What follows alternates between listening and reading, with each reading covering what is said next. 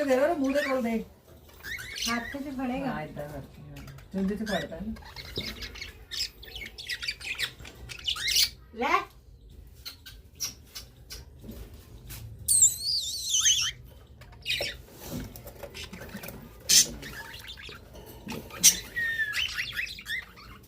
ਅਜੇ ਖੜਾ ਹੈ ਨਾ ਆਏਗਾ ਮੈਂ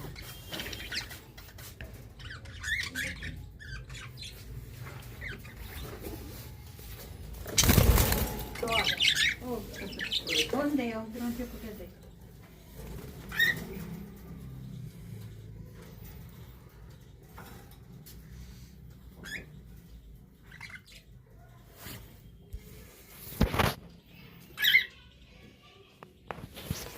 चलो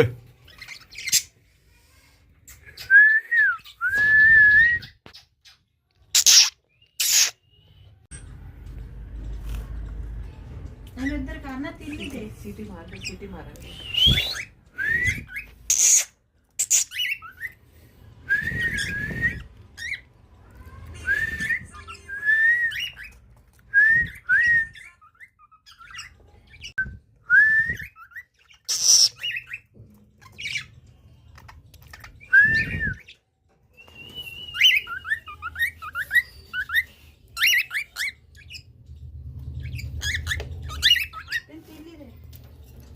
तिल्ली में पड़ गया इधर ना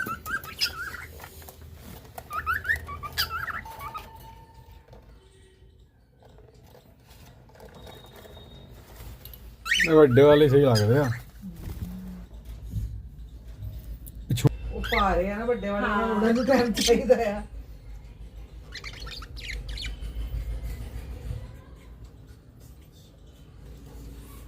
ਖੜਾ ਪੈਂਦਾ ਪਰ ये उतार देता किसी को करते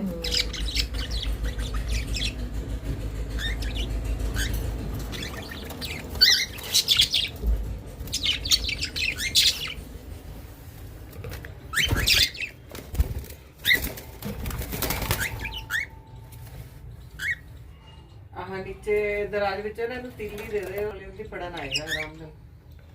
ਤੇਰੇ ਕੋਲ ਫੜ ਲੇਗਾ ਕੋਨੇ